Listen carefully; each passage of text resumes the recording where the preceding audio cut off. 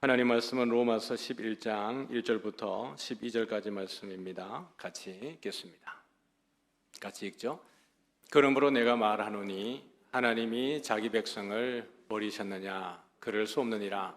나도 이스라엘이니요 아브라함의 씨에서 난 자요 베냐민 지파라. 하나님이 그 미리 아신 자기 백성을 버리지 아니하셨나니 너희가 성경이 엘리야를 가리켜 말한 것을 알지 못하느냐? 그가 이스라엘을 하나님께 고발하되 주여 그들이 주의 선지자들을 죽였으며 주의 제단들을 헐어버렸고 나만 남았는데 내 목숨도 찼나이다 하니 그에게 하신 대답이 무엇이냐? 내가 나를 위하여 바알에게 무릎을 꿇지 아니한 사람 7,000명을 남겨두었다 하셨으니 그런즉 이와 같이 지금도 은혜로 택하심을 따라 남은 자가 있느니라. 만일 은혜로 된 것이면 행위로 말미암지 않음이니 그렇지 않으면 은혜가 은혜되지 못하느니라. 그런즉 어떠하냐? 이스라엘이 구하는 그것을 얻지 못하고 오직 택하심을 입은 자가 얻었고 그 남은 자들은 우둔하여 졌느니라. 기록된 바 하나님이 오늘까지 그들에게 혼미한 심령과 보지 못할 눈과 듣지 못할 귀를 주셨다 함과 같으니라. 또 다윗이 이르되 그들의 밥상이 올무와 덫과 거치는 것과 보응이 되게 하시옵고 그들의 눈은 흐려 보지 못하고 그들의 등은 항상 굽게 하옵소서 하였느니라. 그러므로 내가 말하노니 그들이 넘어지기까지 실족하였느냐? 그럴 수 없느니라. 그들이 넘어짐으로 구원이 이방인에게 이르러 이스라엘로 시기나게 함이니라. 그들의 넘어짐이 세상의 풍성함이 되며 그들의 실패가 이방인의 풍성함이 되거든 하물며 그들의 충만함이리요. 아멘. 남겨두신 자라는 제목으로 말씀을 나누겠습니다. 자식을 버리는 부모가 있겠습니까? 절대 그럴 수 없죠. 하나님께서 창조하신 원리 속에서 보면은 패역한 세대 가운데에 자식을 버리는 부모가 있고 부모를 버리는 자식이 있습니다. 그런 하나님께서를 지으시고 보편적 원리 속에서 보면은 절대로 부모는 자식을 버릴 수 없고 자식도 부모를 버려서는 안 됩니다. 그것처럼 오늘 말씀을 보면은 바울이 자기 동족에 대한 사랑을 다시 강조하고 있죠. 9장, 10장, 11장에 이어서 바울은 지속적으로 내가 내 동족을 얼마나 사랑하는지 계속해서 이야기하고 있습니다. 여러분 다시 한번 말씀을 상기해 보면은 내가 저주를 받아 그리스도에게서 끊어질지라도 내가 내 백성이 구원받기를 원한다라고 하는 것이 바울이 9장에 말하면서 자기 동족을 향한 하나님의 사랑을 계속해서 강조하는 시작이 바로 그것입니다. 내가 저주를 받아서 끊어져 버릴지라도 내가 복음을 전할 때 내 동족이 받아주기를 원한다라는 것이 그 마음이었고 10장에도 보면은 내 마음에 원하는 바와 하나님께 구하는 바는 이스라엘을 위함이니 곧 그들로 구원받게 함이라. 그 간절한 마음이 있었는데 오늘 11장 1절에 보니까 다시 한번 볼까요? 같이 보겠습니다. 11장 1절입니다. 같이 읽죠. 그러므로 내가 말하노니 하나님이 자기 백성을 버리셨느냐? 그럴 수 없느니라. 나도 이스라엘이니요 아브라함의 씨에서 난 자요 베냐민 지파라. 하나님이 자기 백성을 버리셨느냐? 그럴 수 없느니라. 여기 보면은 조금 이렇게 본문에 좀 충실했으면 좋았을 뻔했습니다. 내가 말하노니 하나님이 자기 백성을 버리셨느냐? 라는 그 질문 속에는 그럴 수 없다라는 대답을 기대하는 수사학적 질문입니다. 뻔히 바울은 그럴 수 없다는 걸 알아요. 그러면서 그럴 수 없느니라 라고 이야기를 했는데 사실 여기 보면은 그럴 수 없다라고 하는 결정을 정답을 바울이 이야기하기보다는 바울은 이런 표현을 썼습니다. 그렇게 되지 않기를 이라는 표현을 썼습니다. 그럴 수 없다라는 것과 그렇게 되지 않기를 이라고 하는 것은 느낌이 좀 다르죠. 왜냐하면 여러분 2절을 한번 보겠습니다. 2절을 한번 보면은 시작. 하나님이 그 미리 아신 자기 백성을 버리지 아니하셨나니 너희가 성경이 엘리야를 가리켜 말한 것을 알지 못하느냐? 그가 이스라엘을 하나님께 고발하되 여기에 보면은 앞부분에 하나님이 그 미리 아신 자기 백성을 어떻게 하셨다고요? 버리지 아니하셨다라고 이야기하고 있습니다. 과거형으로 이야기하고 있죠. 다시 1절을 와보면은 하나님이 자기 백성을 버리셨느냐? 그럴 수 없다라고 이야기하는 것은 이 번역을 하는 과정 속에 2절을 미리 해석해 버렸기 때문에 1절을 이렇게 가지고 온 것입니다.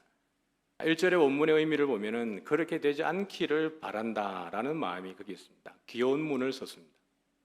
그러면 이것이 어떤 의미의 차이를 갖는 것이냐 그러면 지금까지 이스라엘 백성들을 버리지 않았기 때문에 앞으로도 버리지 않아야 된다라고 하는 것이 우리가 그냥 상식적으로 봐도 뻔한 대답인 것 같지만은 그럼에도 불구하고 바울은 이 권한을 이 결정의 권한을 결정권을 누구에게 주냐 그러면은 하나님께 맡기고 있다라는 것입니다.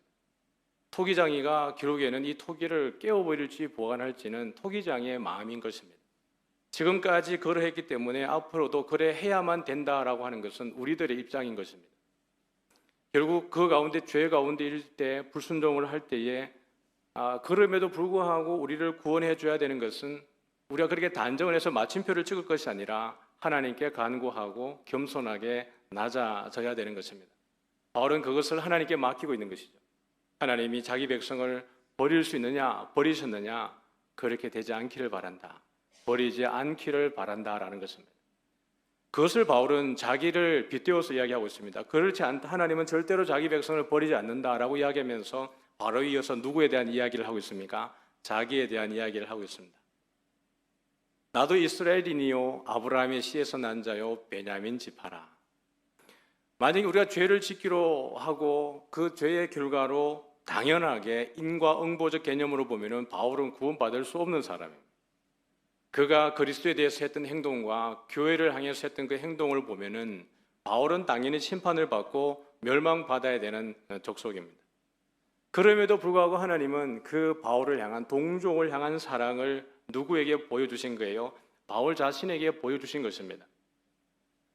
바울 자신이 가지고 있었던 그 마음이 어떤 마음이었냐 그러면은 뒤에 조금 더 뒤에 설명하겠지만은 지금까지 같은 여호와 이름을 부르고 하나님의 이름을 부르고 그 성경을 바라보면서 자기가 가졌던 그 열심들이 누구에게서 부정되어지냐 그러면은 예수님 때문에 다 부정되어지는 것입니다.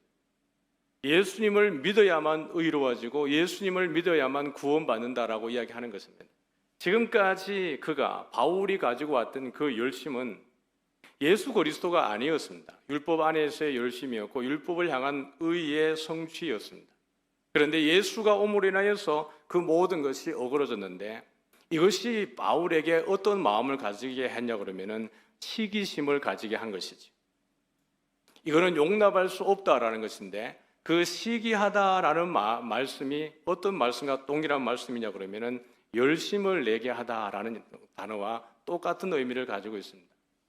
그래서 바울이 교회를 잔멸하는 열심과 바울이 그 그리스도를 믿는 자들에게 가지는 시기심은 사실은 비례하는 것입니다. 그런 열심으로 예수 믿는 사람들을 핍박을 했던 것이죠. 그런 그에게 하나님이 그를 버리지 않고 오히려 찾아오셔서 만나 주셔서 오히려 사도로 세워주시는 것은 하나님이 그 자기 백성을 버리지 아니하셨다라고 하는 가장 명백한 증거인데 그 증인이 누구냐 그러면 바로 자신이라고 이야기하고 있습니다. 그러면서 2절에서 바울은 엘리야의 이야기를 하고 있는 것이거든요. 그러면 여러분 하나님이 자기 백성을 버릴 수 없는 이유는 무엇일까요? 우리가 버림받지 않는 이유는 무엇일까요? 왜 하나님은 자기 백성을 버리지 않는 것일까요? 사무엘상 12장에 보니까 22절에 이렇게 이야기합니다. 사무엘상 12장 22절입니다. 같이 읽어볼까요? 여호와께서는 너희를 자기 백성으로 삼으신 것을 기뻐하셨으므로 여호와께서는 그의 크신 이름을 위해서라도 자기 백성을 버리지 아니하실 것이요. 하나님이 우리 에베소에서도 우리가 본 것처럼 하나님이 우리를 예정하시고 선택하셨을 때에 하나님이 어떤 마음이었냐 그러면은 기뻐하시는 마음이셨습니다. 하나님이 기쁘신 뜻대로 그의 백성을 예정하시고 선택하신 것이었어요. 사무엘상에도 보니까 하나님이 우리를 우리 자신들 여러분들을 하나님 자녀 삼아 주신 것을 하나님이 어떻게 생각하셨어요? 기뻐하셨다라고 하셨습니다. 믿으시기 바랍니다. 자녀들이 여러분 다 여러분의 기쁨이잖아요. 자라가면서 정말 속을 썩이고 때로는 호적에서 파버리고 싶을 때가 있지만 그럼에도 불구하고 자식은 여러분에게 어떻습니까? 기쁨입니다. 맞습니까? 예, 맞아야 합니다. 안 맞으신 분들은 자식들이 여러분의 기쁨이셔야 합니다. 하나님이 여러분에게 주신 가장 귀한 여호와의 기업이고 하나님의 기업이고 우리에게 주신 선물입니다. 하나님은 우리를 자녀 삼으시고 싫어하셨던 적이 없습니다. 후회하신 적이 없습니다. 우리가 하나님께 대적하고 불순종하고 그렇게 할 때 패역한 그 백성의 자리까지 내려갈 때조차도 하나님은 우리를 자녀 삼으신 것을 기뻐하지 않으셨던 적이 없습니다. 염려하시고 같이 아파하시고 고통스러워하시고 그럼에도 불구하고 하나님께서 때를 기다리셔서 오래 참으시고 관용하심으로 우리가 회개하고 돌아오기를 기다리시는 것입니다. 그러므로 하나님께서 우리를 기뻐하셨기 때문에 여호와께서 무엇을 위해서라도 라고 이야기하고 있냐 그러면은 무엇을 위해서요? 그의 크신 이름을 위해서라도 라고 이야기하고 있습니다. 자기 백성을 버리지 않는다 그랬어요. 시편 23편에 보면 3절에 이렇게 얘기하고 있죠. 시편 23편 3절입니다. 시작. 내 영혼을 소생시키시고 자기 이름을 위하여 의의 길로 인도하시는도다. 하나님의 이름을 걸고 우리를 부르셨기 때문에 그렇습니다. 여러분 우리의 이름을 걸 때가 있지 않습니까? 야, 내 이름을 걸고 맹세한다 라고 이야기할 때 여러분의 전 존재인 것입니다. 여러분의 자기 인식이 그 가운데 있죠. 여러분이 가진 지식이든지 명예이든지 권세든지 영향력이든지 여러분이 내가 내 이름 건다라고 이야기할 때 내가 우리 아버지의 이름을 건다라고 이야기할 때 내가 우리 엄마의 이름으로 이야기한다라고 할 때 그 이름이라고 하는 것은 그 이름을 갖는 대상에 그 영향력이 있습니다. 그러하기 때문에 이름을 거는 거예요. 여호와께서 자기 이름을 걸고 우리를 예정하시고 우리를 선택하시고 자기 백성 삼아 주셨습니다. 근데 만약에 우리를 하나님이 당신의 이름을 걸고 선택하고 예정하고 불러주셨는데 나는 감당하지 못하겠어, 나는 버려버리겠어, 나는 포기하겠어 라고 이야기한다 그러면은 이를 선택하고 예정하신 그분은 전능하신 분이 되지 않습니다. 이 부분을 잘 보여주는 것이 출애굽해가는 과정 속에서 하나님과 모세와의 이 대화 속에서 있습니다. 모세가 시내산에 올라가서 하나님의 계명을 받고 있을 때에 40주야를 그 가운데 있다 보니까 내려오지 않으니까 백성들이 밑에서 선택한 것이 무엇이었습니까? 금송아지를 만들었습니다. 이가 우리를 애굽 땅에서 인도하여 낸 우리의 신이라, 우리의 여호와라 라고 이야기하면서 금송아지를 만들고 거기에서 절을 하고 숭배하고 있었습니다. 하나님께서 이것을 아시고 모세를 내려가라고 이야기한 것이죠. 내려가 보니까 큰 소리가 들리는데 이것은 통곡하는 소리가 아닙니다. 축제의 소리가 들리는 것입니다. 모세가 직관하는 가운데 뭘 본 것입니까? 이들이 금송아지를 가운데 두고 거기서 둘러서서 춤을 추며 축제를 벌이며 숭배하고 있는 것입니다. 하나님이 그 백성들의 모습을 보고 모세에게 뭐라고 하시냐 그러면은 내가 이 백성들을 다 없애버리겠다. 이 백성들을 다 멸해버리고 너를 통해서 다시 큰 민족을 이루겠다라고 이야기할 때 모세가 하나님의 바지가랑이를 잡고 간청합니다. 모세의 마음이 다급해진 거예요. 그러면서 모세가 하나님께 뭐라고 얘기했냐 그러면은 출애굽기 32장 12절 말씀을 한번 보겠습니다. 보죠. 어찌하여 애굽 사람들이 이르기를 여호와가 자기의 백성을 산에서 죽이고 지면에서 진멸하려는 악한 의도로 인도해 내었다고 말하게 하시려 하나이까. 주의 맹렬한 노를 그치시고 뜻을 돌이키사 주의 백성에게 이 화를 내리지 마옵소서. 여러분 모세가 하나님께 간청한 것이 정말 여러분 어떻게 보면 하나님의 그 마음을 움직이기에 가장 적합한 언어를 쓴 거죠.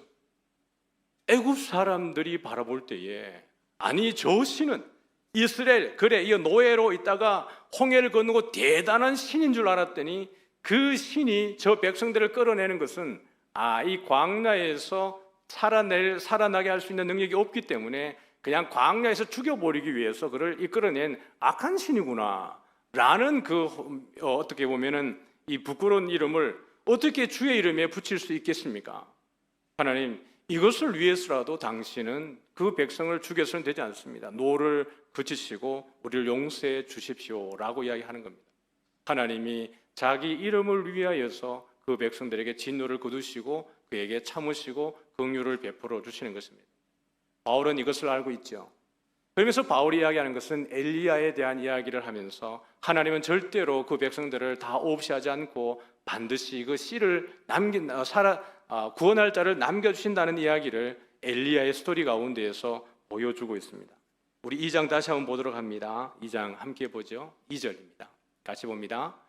하나님이 그 미리 아신 자기 백성을 버리지 아니하셨나니 너희가 성경이 엘리야를 가리켜 말한 것을 알지 못하느냐. 그가 이스라엘을 하나님께 고발하되, 하나님께서 이스라엘을 자기 백성을 버리지 아니하셨다라고 이야기하는 것은 바울은 엘리야의 그 삶 가운데에서 엘리야 스토리 가운데에서 이것을 가져오고 있어요. 그러면서 3절과 4절까지 말씀을 계속 한번 이어서 보겠습니다. 같이 볼게요. 시작. 주여, 그들이 주의 선지자들을 죽였으며 주의 제단들을 헐어버렸고 나만 남았는데 내 목숨도 찾나이다 하니 그에게 하신 대답이 무엇이냐?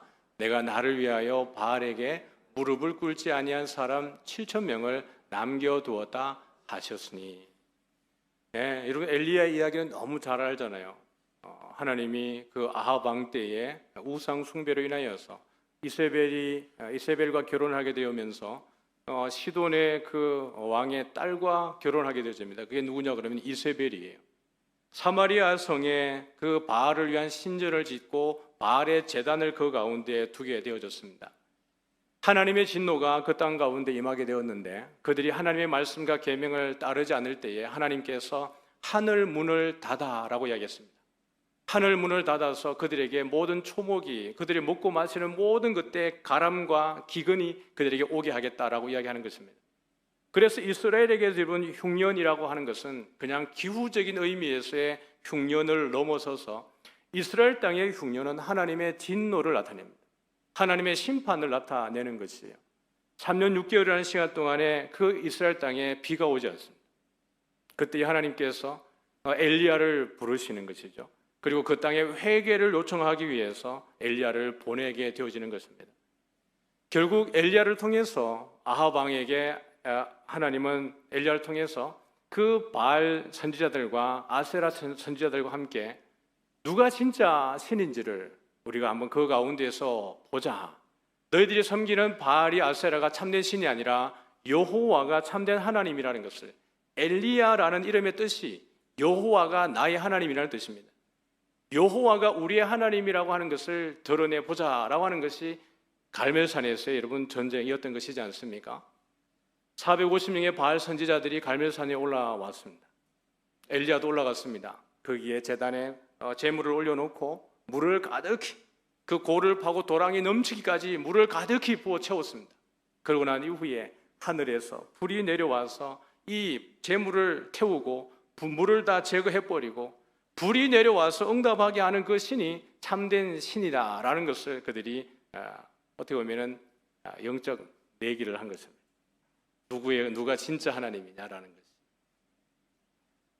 바알 선지자에게 먼저 기회를 줬습니다. 450명의 그 바알 선지자가 아침부터 정오까지 그들이 춤을 추며 그들의 몸을 해하기까지 하면서 그들께 제의를 행했지만 불이 내리지 않습니다. 엘리야가 하나님께 기도할 때에 하나님, 나를 위해서가 아니라 하나님, 여기 있는 이 백성을 위해서, 보고 있는 이 백성을 위해서 하나님께서 불을 내리셔야 합니다. 이 백성들이 하나님이 진짜 하나님인 것을 알게 하기 위해서 당신은 불을 주셔야 합니다 라고 기도할 때 하나님이 하늘에서 불을 내리셔서 그 제물을 태우게 되는 것입니다. 바알 선지자 450명을 그 기손 시내가에 내려가서 다 쳐 죽였습니다. 대단한 영적 승리가 엘리야에게 찾아왔고 그것을 목격한 백성들 가운데에서 이것은 지금까지 그들이 한 번도 목격하지 못했던 일들을 목격하게 되어진 것입니다. 하늘에서는 비가 내렸고 땅에서는 바알 선지자 우상 섬기는 자들이 모두 처형을 당했습니다.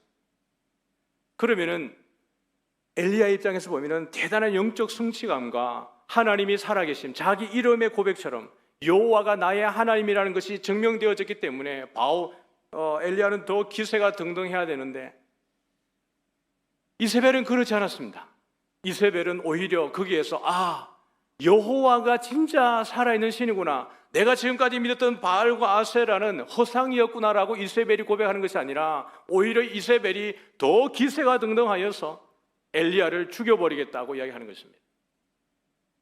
그 정도가 되면은 여러분 어떤 스탠스를 취해야 되겠습니까? 엘리야 입장에서 그럼 한번 죽여보자, 지금 450명을 죽였는데 너를 못 죽이겠느냐라고 이세벨에게 들어가야 되는데 여기에서 엘리야의 심각한 영적 침체가 다가옵니다. 두려움이 찾아오기 시작한 거예요.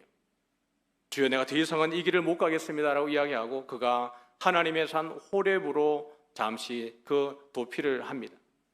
피신의 길을 가는 거죠. 가는 도중에도 주여 나를 죽여주십시오, 나는 더 못하겠습니다. 영적 기근과 영적 탈진이 엘리야에게 찾아온 것입니다. 참 아이러니하죠.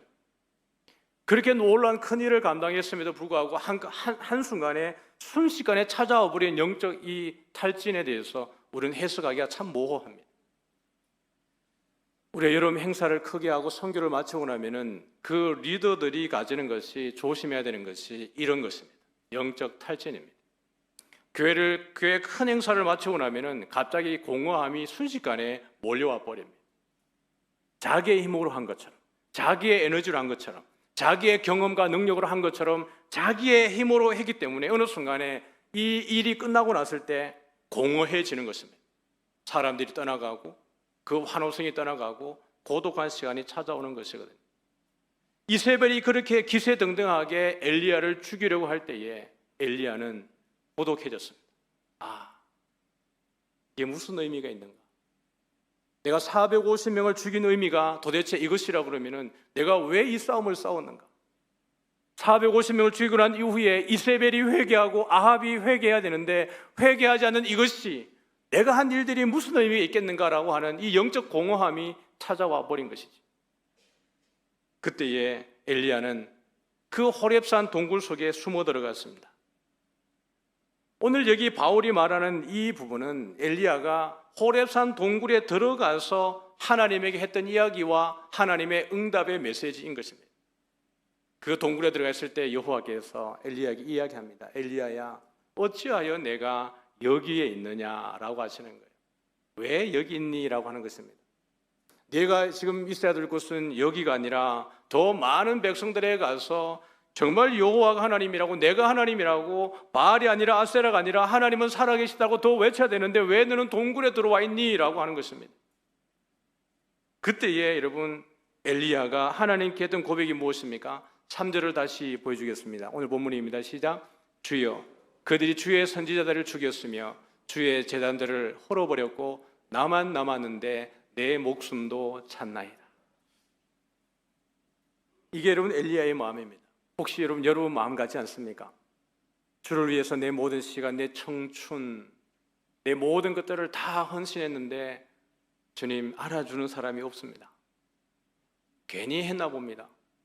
내가 한 것이 의미가 없나 봅니다. 참 힘듭니다. 그런 마음이 여러분 엘리야의 마음이고 혹시 여러분의 마음이진 않습니까? 하나님이 엘리야를 동굴 밖에 나오게 하고 동굴 앞에 서라고 이야기를 합니다. 그러면서 크고 강한 바람을 지나가게 하는 거예요. 크고 강한 바람이 엘리야 앞을 지나가면서 산도 부수고 바위도 부숴버립니다. 그런데 하나님의 메시지가 없습니다. 그 가운데에 큰 바람이 지나고 난 이후에 큰 지진이 일어났습니다.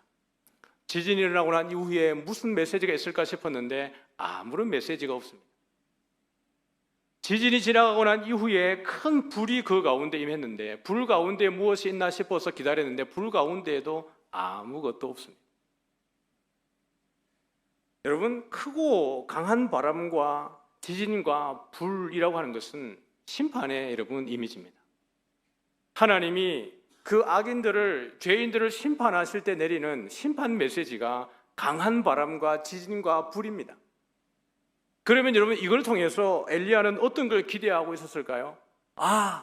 이 가운데에서 하나님이 어떤 강력한 메시지를 나에게 주시겠구나 라고 어떻게 보면 엘리야가 기다렸을 수 있습니다. 갈멜산에서 일어났던 그 전투를 다시 나에게 기약하시면서 내가 가는 곳마다 내가 너에게 이 능력을 주고 너로 그렇게 뭐든 다시 그 갈멜산의 기적을 다시 한번 너에게 보여주겠다라고 하는 메시지를 어쩌면 기대했을는지도 모르겠습니다. 그러나 강한 바람도 지진도 불 가운데도 하나님의 메시지는 없었어요. 그러고 난 이후에 그 가운데에 세미한 소리가 있었다라고 이야기하고 있습니다. 하나님의 일은 여러분 항상 그렇게 요란하게만 있는 것이 아닙니다. 우리가 예수 믿을 때에 예수 하나님의 살아계심이 갈멜산의 기적 같은 일들만 우리에게 벌어지는 것은 아닙니다. 기도할 때마다 무엇이 요란하게 내 삶이 변화되어지고 기적 같은 일들이 내 가는 곳마다 그것에 생겨나는 것이고 귀신이 그때마다 떠나가는 것이고 그런 일들이 항상 우리에게 일어나는 것은 아닌 것입니다. 어떻게 보면 가장 잠잠해야 될 때 세미한 소리가 있다라는 이야기는 엘리야가 더 집중해야 된다는 이야기입니다. 현상을 바라보는 것이 아니라 지금 현장에서 내가 누구냐라고 하는 것, 자기를 다시 돌아볼 때가 된 것입니다. 그때에 다시 그 세미한 음성 가운데에서 들리는 소리가 무엇이냐 그러면 동일한 메시지가 들렸습니다. 엘리야야, 내가 어찌하여 여기에 있느냐라고 다시 묻습니다. 그때 엘리야는 동일하게 고백했습니다. 백성들이 그 주님을 버렸고 주의 제단을 헐었고 나를 지금 죽이려고 하고 있고 나는 홀로 남았습니다 라고 이야기하는 거예요. 그때 하나님이 하신 이야기가 4절의 메시지입니다. 다시 한번 볼까요? 시작. 그에게 하신 대답이 무엇이냐? 내가 나를 위하여 바알에게 무릎을 꿇지 아니한 사람 7,000명을 남겨두었다 하셨으니, 여러분 이 7,000명의 의미가 무엇일까요? 7은 여러분 유대인들에게 완전수입니다. 1000이라고 이야기하는 것은 완전수이고 영원의 숫자입니다. 무한대 숫자인 것입니다. 여기 7,000명이라는 이야기는 너 말고도 나의 사람은 깔렸다는 이야기입니다. 너만 이 고통 가운데 있는 게 아니라 수많은 그 선지자들이, 다른 사람들이 너와 동일하게 나를 위해서 애쓰고 있다라는 것입니다. 너만 이 고통 가운데 있는 것이 아니고 너를 위해서, 나를 위해서, 하나님의 나라를 위해서 있는 그 많은 선지자들이 이 땅에 깔려있다라는 것입니다. 사랑하는 성도 여러분, 주를 위해 헌신하는 것이 나만 헌신하는 게 아닙니다. 고통받는 것이 나만 고통받는 것이 아닙니다. 이 땅에는 하나님의 나라를 위해서 애쓰고 수고하고 눈물 흘리고 오늘도 고난 가운데에서 그 믿음으로 그것을 이겨내는 이들이 7,000명이나 우리 가운데 있는 줄 믿으시길 바랍니다. 이 7,000명이라는 말은 셀 수 없다는 이야기입니다. 하나님의 사람은 우리가 예측할 수 없는 곳에, 어쩌면 지금 엘리야가 호렙산 동굴에 숨어 있는 것처럼 그들이 다른 동굴에 숨어 있으면서 오바댜가 그랬던 것처럼 어떤 이는 그 주의 선지자들을 50명씩 숨겨서 먹이는 이들이 있는가 하면은 그것을 인하여서 주의 나라를 위해서 애쓴 이들이 있다라고 이야기하는 것입니다. 하나님은 절대로 그 백성을 멸하지 않습니다.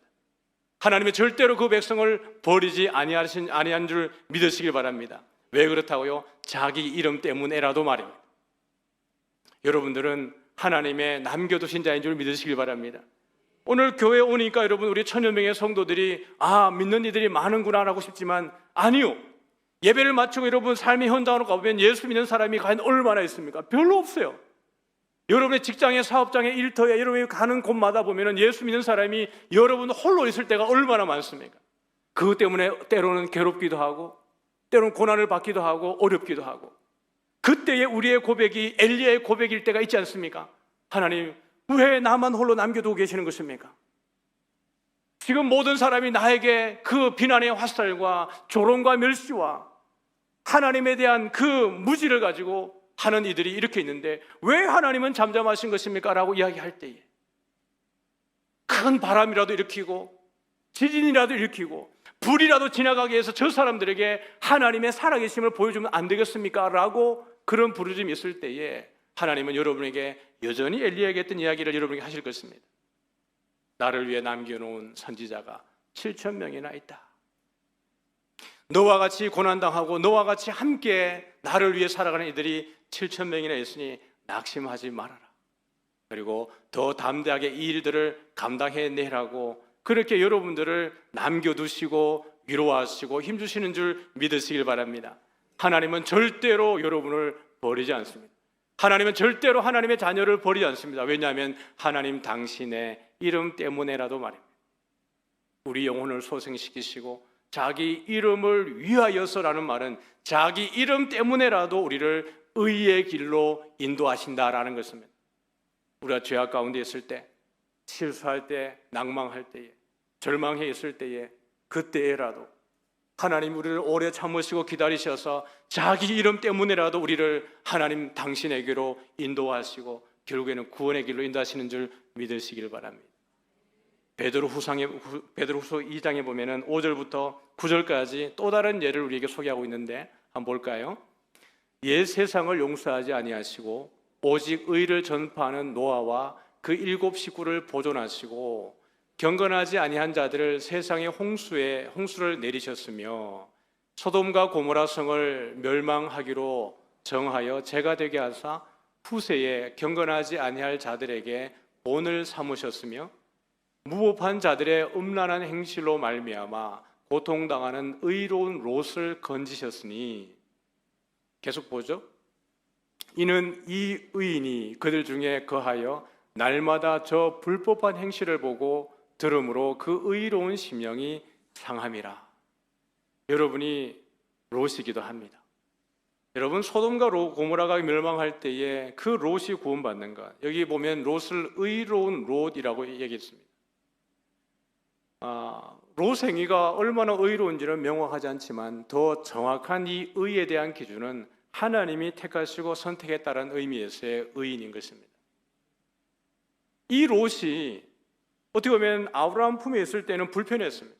아브라함의 종들과 자기 종들이 싸울 때 자기가 늘 아브라함의 그늘 밑에 있는 것이 불편해서 독립을 했습니다. 그러면서 자기 눈에 가장 좋은 것을 바라보고 나왔습니다.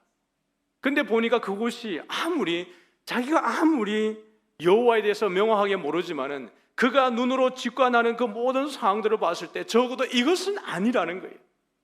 이들의 불법과 이들의 음행과 이들의 죄악에는 도무지가 동조할 수 없었던 롯이었습니다. 이건 아니지 않는가라고 고통스러워 힘들어할 때에 하나님이 그 가운데에서 롯에게 그 상한 마음을 주시고 하나님을 바라는 마음을 주셔서 아브라함에게서 떠나갔던 그 2명의 천사를 통해서 롯이 구원함을 받게 되어지는 것입니다.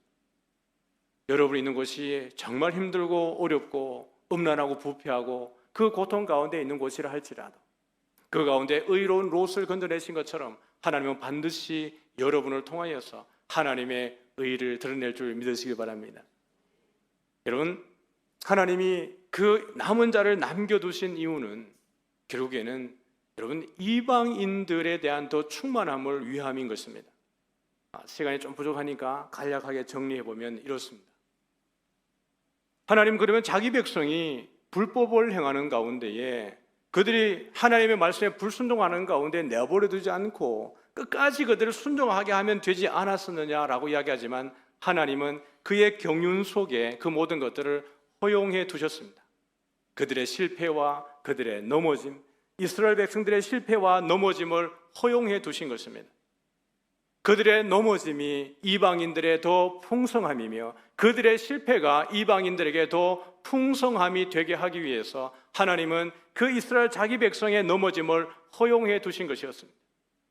그러면은 이 백성들이 넘어지게 되면서 이방인들이 구원받을 때에 그 자기 동족 이스라엘이 갖는 마음이 무엇이었냐 그러면은 제가 서두에서 말한 것처럼 시기심이었습니다. 그들이 시기 나게 하려 함이라라는 것이었어요. 그러면 여러분 이 시기심은 동족 이스라엘이 갖는 시기심은 다툼과 분쟁을 위한 것이 아니라 정말 이들이 하나님의 사랑을 더 받는 방식은 무엇이냐 그러면은 이방인들보다 더 열심히 누구를 믿어버리는 것입니까? 예수님을 쫓아가는 것입니다. 왜냐하면 이미 모세 글에 시편에 다윗의 글에 그 메시아에 대한 예언을 그들은 가지고 있기 때문에 그렇습니다.